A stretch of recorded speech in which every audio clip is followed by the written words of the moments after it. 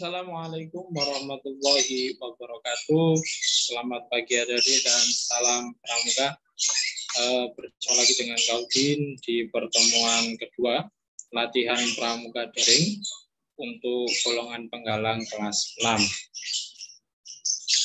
Setelah kemarin Kaudin menjelaskan mengenai tata tertib maupun kontrak latihan kita selama 1 semester ke depan, dan Kaudin juga sudah menjelaskan mengenai rencana pertemuan kita selama 19 pertemuan dan bagaimana bentuk tugas-tugas yang akan Kaudin berikan selama 1 semester ke depan. Maka pada pertemuan kedua ini Kaudin akan menjelaskan dan akan memberikan gambaran mengenai SKK dan TKK untuk golongan penggalang. Baik, Sabtu hari ini, Sabtu 7 Agustus 2021, beliau pertemuan kedua untuk golongan kelas 6. Yang pertama, Kaudin akan membahas mengenai pengertian SKK. Apa itu SKK? SKK atau juga disebut dengan syarat kecakapan khusus, yaitu kecakapan, kepandaian, kemahiran, ketangkasan, atau keterampilan di bidang tertentu yang dimiliki oleh seorang pramuka penggalang. Itu, mohon maaf, Kaudin salah tulis, yaitu pramuka penggalang sesuai dengan minat dan bakatnya. SKK merupakan syarat-syarat kecakapan sesuai dengan minat dan bakat seorang pramuka penggalang yang harus dipenuhi untuk mendapatkan sebuah TKK. Jadi, adik-adik sebelum mendapatkan TKK atau tanda kecakapan khusus, adik-adik juga harus menyelesaikan syarat-syarat sebelum untuk mendapatkan TKK tersebut. Ada banyak dan berbagai bidang TKK yang ada dalam pramuka penggalang. Sama halnya dengan TKU atau tanda kecakapan khusus, tanda kecakapan umum yang adik-adik telah tempuh pada kelas 4 kemarin, adik-adik juga harus menyelesaikan yang namanya syarat-syarat yang ada di buku SKU. Hal ini sedikit berbeda kalau di TKK, adik-adik harus menyelesaikan yang ada di buku SKK. Nanti kalau diberikan contoh buku SKK dan apa bentuk-bentuk syarat-syarat yang harus ada ditempuh. Nah, itu tadi pengertian dari SKK atau syarat kecakapan khusus. Nah, setelah kita mengetahui apa pengertian dari SKK, maka kita harus juga tahu apa itu TKK. TKK merupakan atau kepanjangannya tanda kecakapan khusus, merupakan tanda yang menunjukkan kecakapan, kepandaian, keterampilan, kemampuan sikap, dan usaha seorang pramuka penggalang di bidang tertentu, sesuai dengan jenis usaha, jenis kelamin, dan jenis kemampuan jasmani dan rohaninya. Untuk memperoleh TKK, seorang pramuka harus mampu menyelesaikan SKK atau syarat kecakapan khusus terlebih dahulu. Jadi TKK ini merupakan tanda bahwa adik-adik sudah menyelesaikan atau sudah mampu menyelesaikan syarat-syarat yang ada di buku SKK. Nah, TKK ini sama halnya dengan TKU.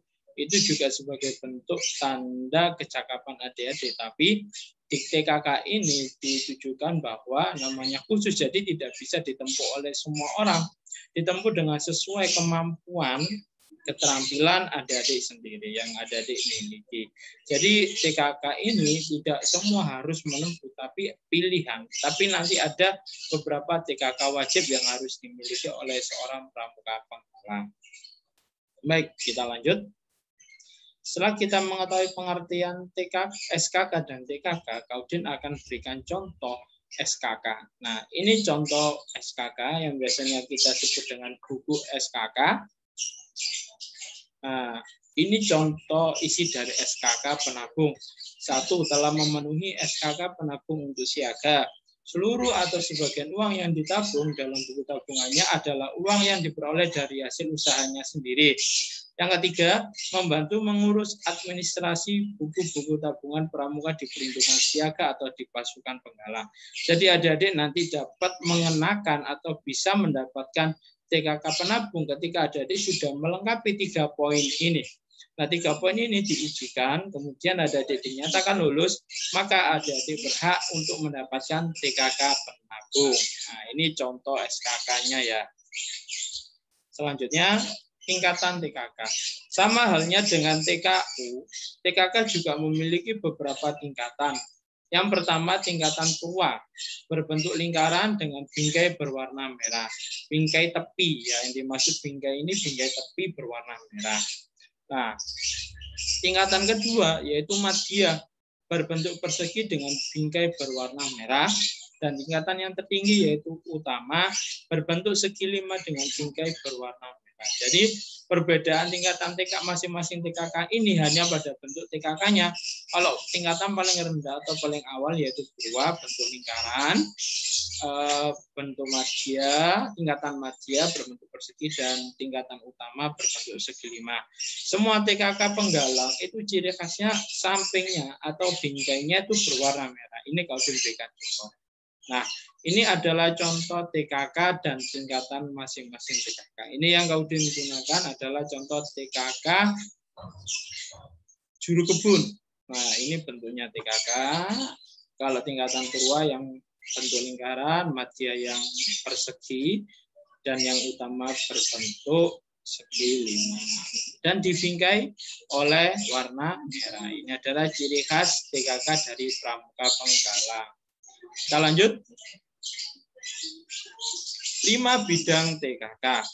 Nah, TKK ini adik-adik dibagi menjadi 5 bidang. Yang pertama, bidang agama, mental, moral, spiritual, pembentukan pribadi, dan watak. TKK ini biasanya warna dasarnya yaitu warna kuning, seperti ini. Nah, jadi warna bidang TKK untuk bidang agama mental biasanya bidang warna dasarnya yaitu warna kuning, seperti ini contohnya ya. Lanjut, bidang kedua yaitu bidang patriotisme dan seni budaya. TKK pada bidang ini memiliki dasar warna merah seperti ini. Kemudian bidang ketiga yaitu bidang kesehatan dan ketangkasan. TKK ini biasanya memiliki warna dasar putih. Jadi semua TKK dari 5 bidang itu hanya dibedakan untuk memudahkan membedakannya itu dari warna dasarnya. Ketika warna dasarnya kuning berarti termasuk bidang agama, mental, moral, spiritual, pembentukan pribadi, dan watak. Kalau dilanjut dulu ya di bidang 4 yaitu bidang keterampilan dan teknik pembangunan. TKK ini biasanya TKK ini warna dasarnya yaitu warna hijau. Bidang kelima yaitu bidang sosial, perikemanusiaan, gotong royong, ketertiban masyarakat, perdamaian dunia, dan lingkungan hidup. TKK ini biasanya memiliki dasar warna biru. Jadi TKK ini ada banyak sekali macamnya dan banyak sekali kriteria yang harus ada diselesaikan. Untuk memudahkan adik-adik, maka TKK ini dibagi menjadi 5 bidang. Nah, setiap bidang dibedakan dengan warna dasar. Ketika warna dasarnya kuning berarti bidang agama, mental, moral, spiritual, pembentukan warna pribadi, dan watak, dan seterusnya.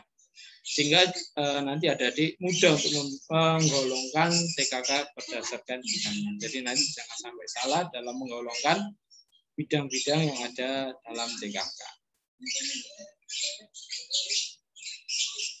Nah, itu tadi orientasi awal untuk adik-adik penggalang kelas 6 ketika nanti akan menyelesaikan akan menempuh SKK yang sudah Kak Udin dan Kak Salsa rencanakan dalam 1 semester ini, supaya tidak bingung apa itu TKK, apa itu SKK, bagaimana wujud atau bentuk TKK itu sudah kami jelaskan.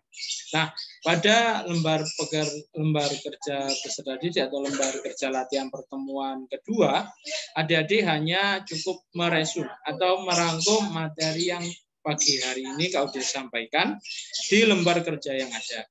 Udin mengingatkan lembar kerja itu di print dan dijilid, covernya warna merah atau halaman depannya warna merah. Sesuai dengan arahan Kak Udin pada pertemuan pertama kemarin. Jadi jangan sampai salah mencetak atau memprintnya, tidak harus di print. Misalnya adik pinjam punya teman lalu difotokopi, boleh. Jadi untuk menghemat pengeluaran selama pandemi, lembar kerja boleh difotokopi, ada dipinjam yang sudah di print, itu nanti boleh difotokopi. Tapi ingat, untuk cover atau halaman depan itu dicetak atau difotokopi menggunakan buku warna merah untuk penggalang. Jadi jangan sampai salah, adik-adik tidak perlu membeli map seperti kemarin. Untuk map adik-adik yang sudah dikumpulkan, pekan UAS saat adik-adik mengumpulkan LKPD, nanti mapnya juga akan Kaudin bagikan. Kaudin juga menghimbau untuk absensi. Jangan lupa untuk mengirimkan absensi atau mengisi link absensi di Google Form. Karena penilaian pramuka kita juga lihat dari seberapa aktif adik-adik mengikuti kegiatan pramuka.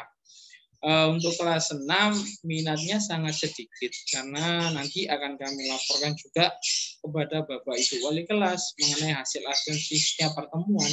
Jadi jangan sampai tidak absensi karena ketika adik-adik tidak hadir satu kali maka nilai kehadiran adik-adik berkurang.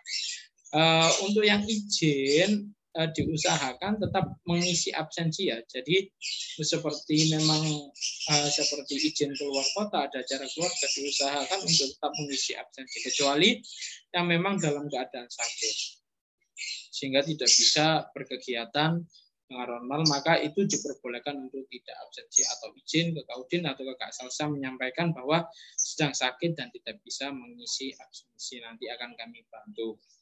Oh iya, untuk perihal percetakan, silakan dicetak kapanpun.